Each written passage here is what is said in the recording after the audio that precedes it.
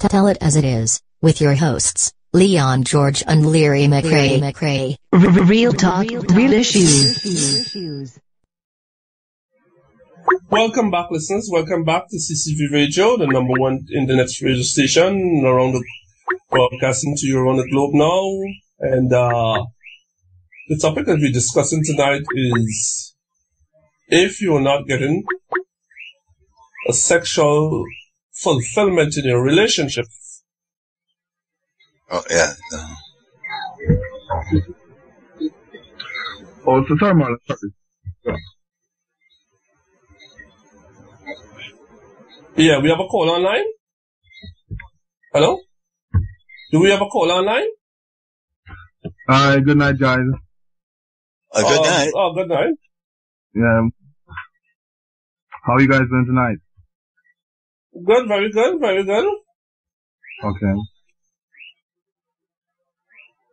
Oh, yeah. Oh.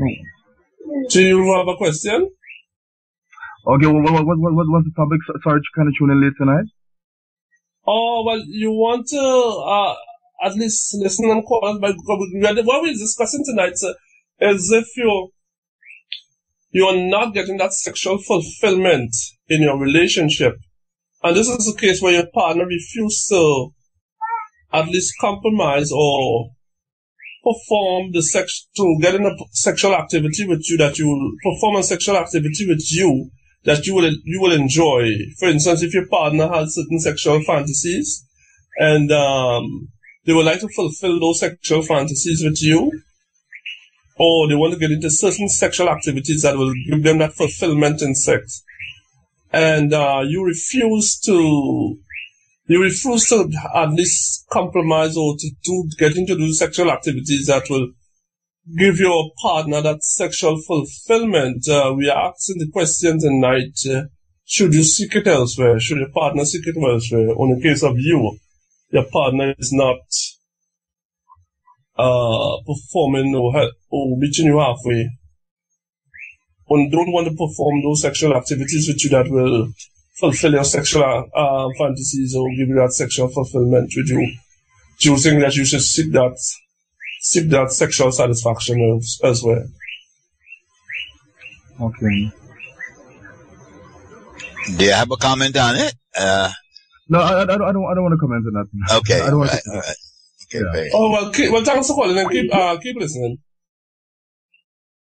Yes, John. Yes, so before I go further again, as we stated earlier on, those of you using Windows Media Player and you having difficulty tuning into the stream, what you could do, go directly to the website and go to the listening link. I understand that Windows Media Player is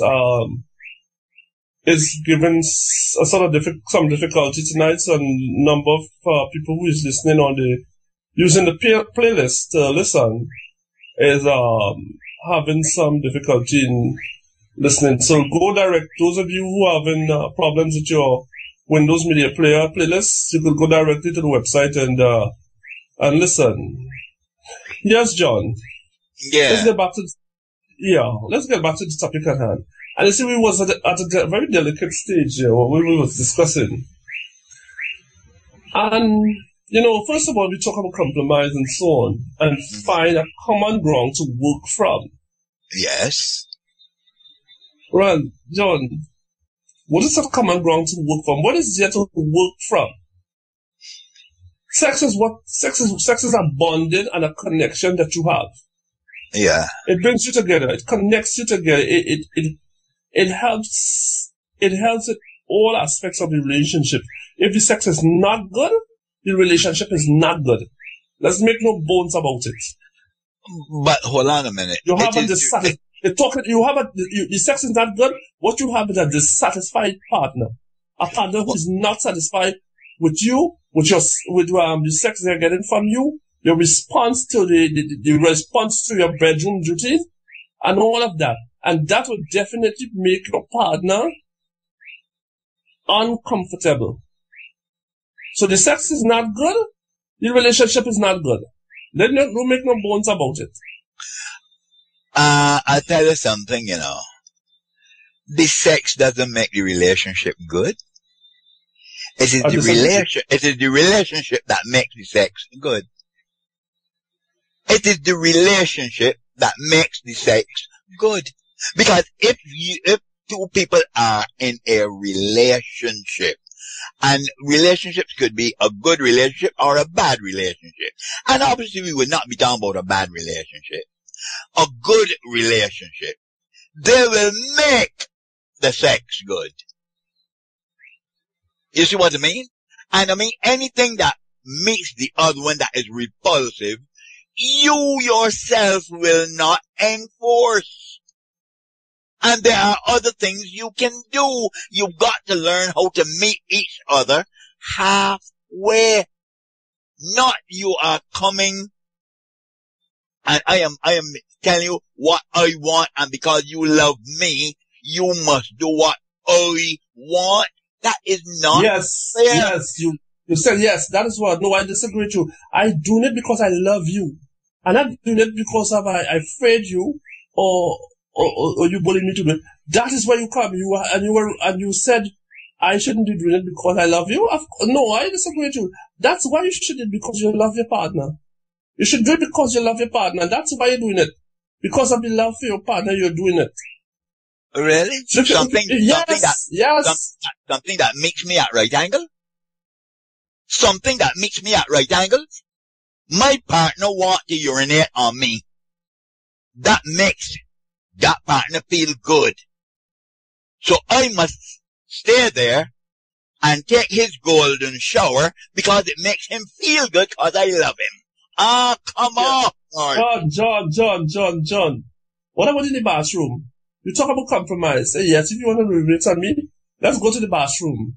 Okay. Let's perform this kind of behavior in the bathroom. Or we could bathe one time or something. Uh-huh. You want to talk about compromise, you know. And since you want to go down that road and make him feel good, so what if he wants to urinate you in the bathroom and he wants to urinate on you? On me? I mean, hold it, John. First and foremost, I don't know if I could find myself into that. But I think I think we could meet somebody halfway. My partner wants to do it, and say, okay, let's go into the bathroom. Let's go to the bathroom where we're having a shower. You urinate on me.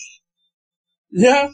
What pleasure would I get out of that other than that I am now succumbing to your desires? Yeah, John. Yeah. The pleasure you will get on it is to see how your partner face light up, is to see how your partner happy, is to see how your partner enjoy it. And that's your duty to make your partner happy. That's the pleasure you will get from it. Seeing your partner happy. And when your partner is happy, you should be happy. So I your don't partner... know.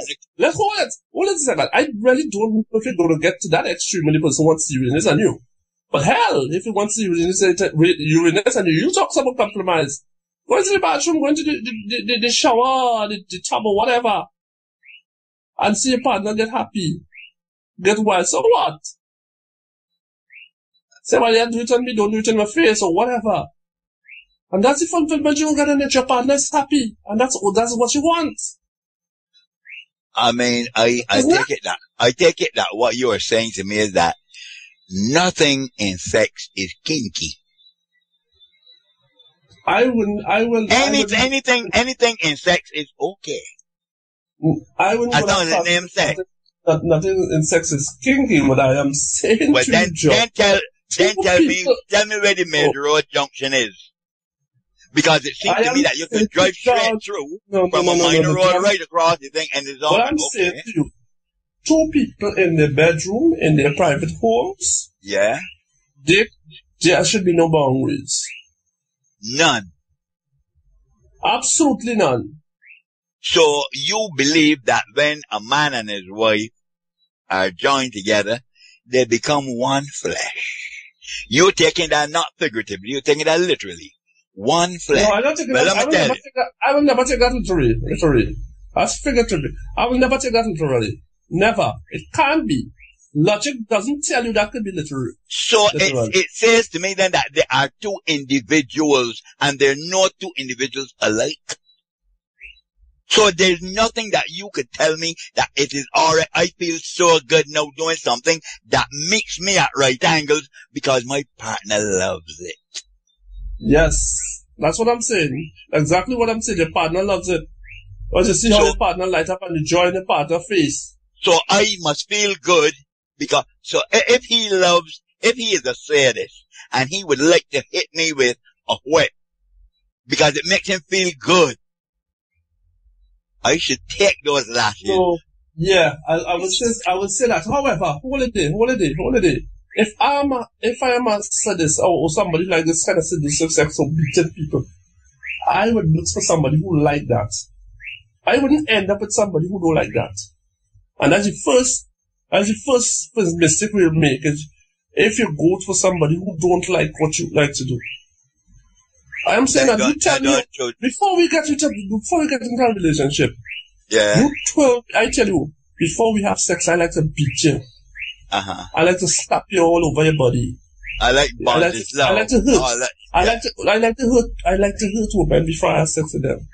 Yeah. You come now and tell me yes, you wouldn't mind that. When we get into the relationship now, you go through it once or twice. You turn around now and telling me you never enjoy that. What is that? But you know something, I know, because if I didn't know that from the beginning, John, I wouldn't have married you. I wouldn't have shack up with you. But George, you know something? When we started, that you don't like that? George, when we started this program, you see, I thought we were talking about sane human beings. So you must pardon me. I didn't know that you were talking about people who were a little loose in the head. I didn't know that. Otherwise, it would not have gone this way. John, I don't know. Yeah. I see what you're doing there. You are being judgmental. I don't know if two people get together and say, you know what? I like to be flogged before I have sex. Then that is a disorder. No. I disagree. Two people like that? Who is me to call it disorder? That is what they enjoy. We have to understand there are all kinds of different... You have to understand there are all kinds of different individuals in this world. And there are people who are going to like things that we are going to find unusual or we just can't even understand. That is just how the world pick up. Are you telling me? I think the problem with us individuals, John, hold a second here. The problem with us individuals, John, we believe that everybody should see things exactly the way we see it. Now, I may not engage in that kind of sexual activity. I may not understand it or not. Hold it.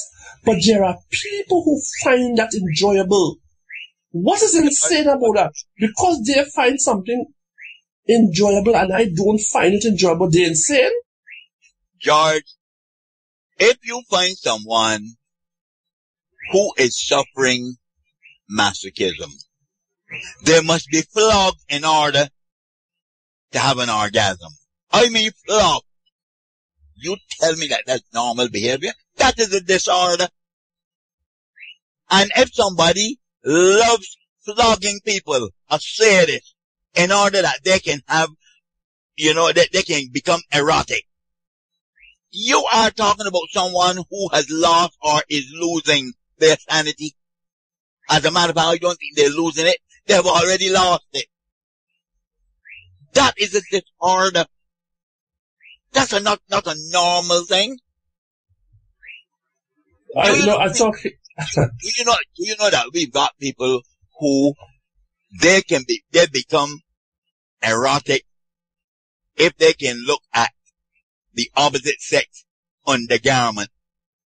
Nothing short of that excites them. That person is ill. No, John. Why is it that we people have to like, or people have to be the way we think they should be? Why people can't be different? Why did you see? George, there's something called abnormality. George, anytime of course, there is something called abnormality. Of course. However, that abnormality that you talk about It is sometimes it could be according to our standards. What standard what? Because, hold a second, my dear brother, listen to me, John. Okay, go ahead.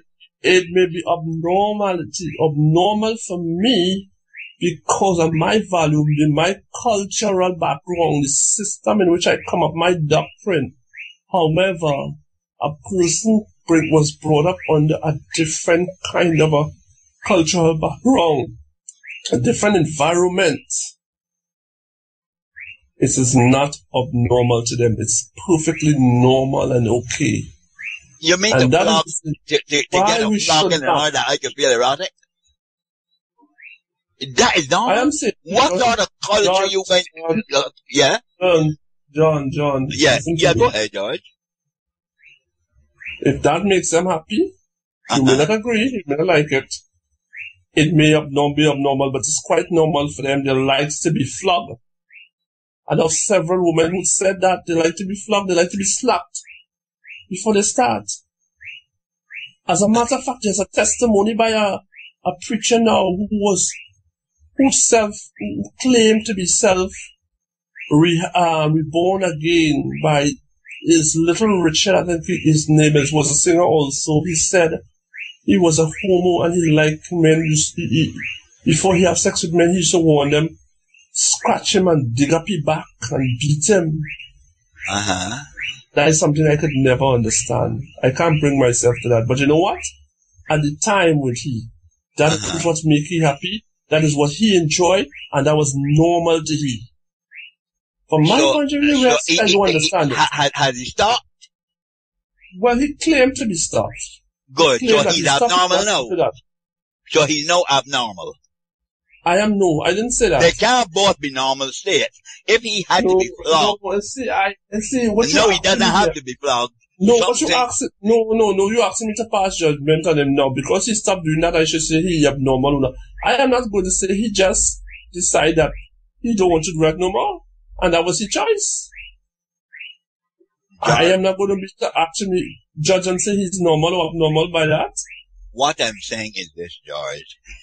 If a human creature cannot be sexually excited except they have a flogging, George, there is something amiss. I don't mind who it is. That is not being judgmental. That is being real. You have to be flogged in order, well, if you understand anatomy and physiology, you would know that there's nothing in there which suggests that that is a requisite for excitement. The genitals, the reproductive system, there's certain erotic zones placed there by nature. When they become engorged with blood, they become erect. You don't have to get a lash from anywhere to do that. Anytime you got to get a lash from that, anytime you got to go and get synthetic insulin, you have diabetes. But when the islets of Langerhans in the pancreas secreting the natural insulin, there is no diabetes. It's when that go bad that you then have to get synthetic insulin. That is a disorder. And the same thing happens with behavior. A man who has a voyeurist, who must peep and see naked people. Something is not right. By whose standard? An exhibition who has to expose his parts to feel excited, for people to see there's something wrong, psychologically wrong. Do you feel in any way that you're not passing a judgment based on your standards, based on what you know? What my standard?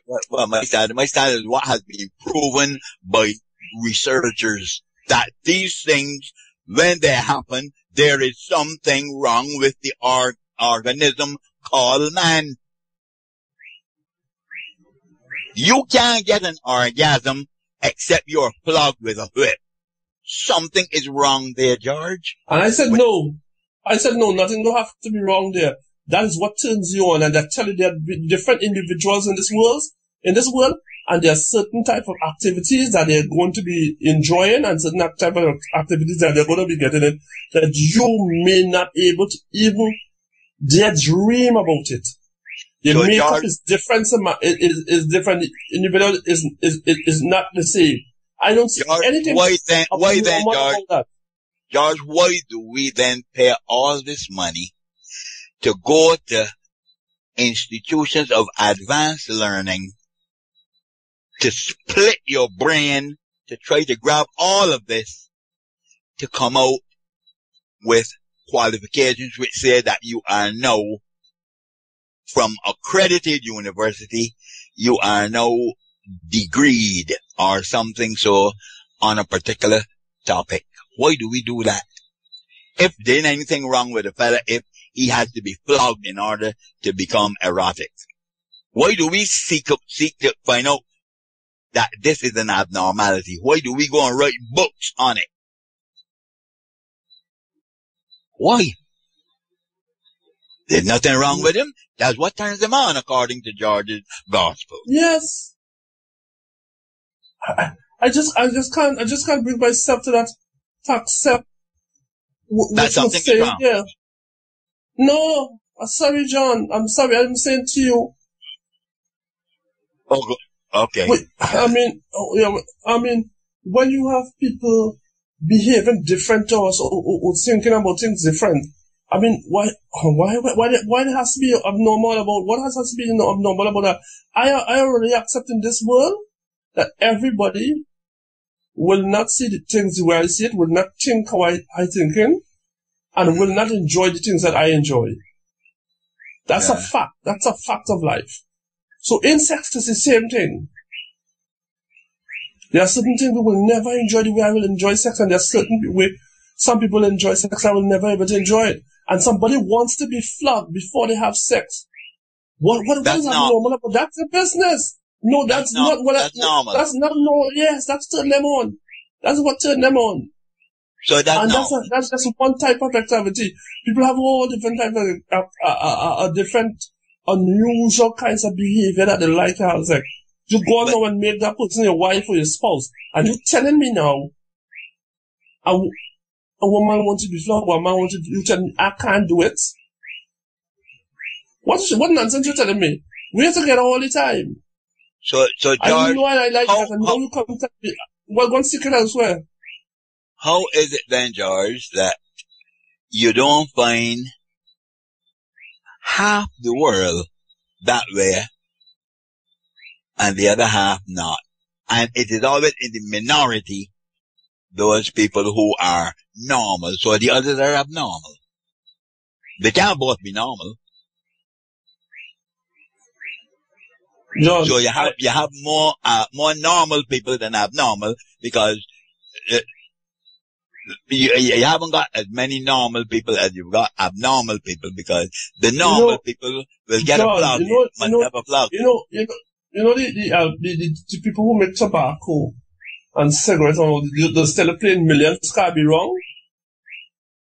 Yeah. That means people smoking them and the millions can't be wrong. Nothing is wrong in smoking. They tell you that. So the fact that you is drawing this point for me that so much people do the things that you find normal is so greater than those and those among the individuals who are doing the things that you find abnormal. The fact that that is your analysis for passing judgment on those people. No. Hold on, George. The fellow who smoked, he started to smoke and has become addicted. The other person, that's the way he is. He has started anything that he became addicted to. Yes. When babies are not born. No. Hold it down, John. When coming to sex, the things you get addicted into sex is what you started and get alike.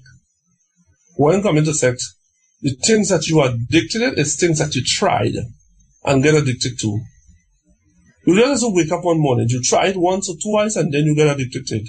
That's how it is in sex.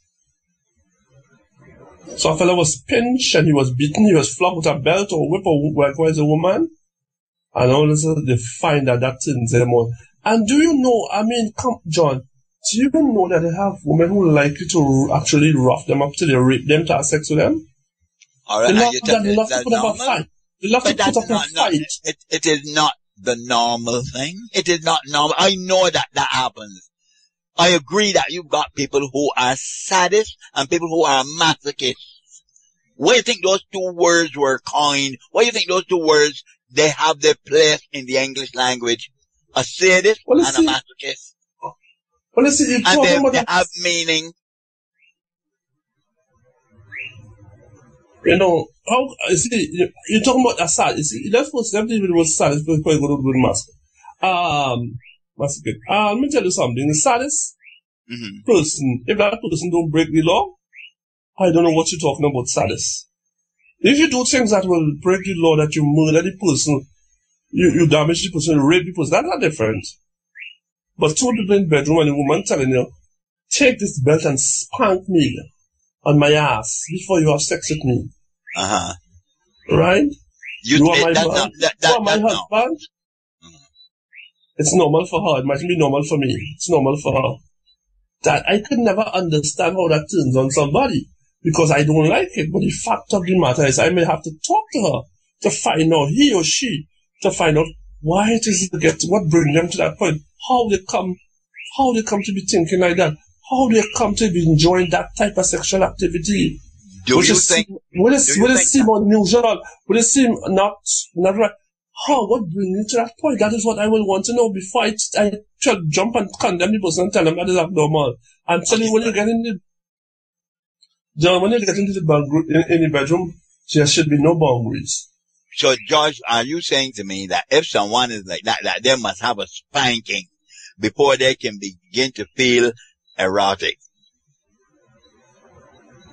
What is abnormal? I am saying they should live their life like, I mean, don't even go to a medical, a practitioner or psychologist. Don't leave it. It's alright. No problem. That person should not try to do anything about that. That's what you're saying. Yes, I actually did enjoy it, John, but in many cases you talk about psychologists and psychiatrists and all this. These people give you things somebody do some research or reading about. Sometimes they don't give you nothing but from no real life experience. I see. All right, let George just pause for a bit. We've got an email, and this comes from Tara. Hello, Tara. Very good evening. Thank you for calling. And Tara says, a relationship consists of 2, not 3, 4, or 5. If your partner cannot get sexual satisfaction because you don't like to do whatever, whatever there should not be any third party involved before you get into a lifelong relationship. You all should have sort out the fine print. You should not let short-term pleasure destroy a true long-term relationship.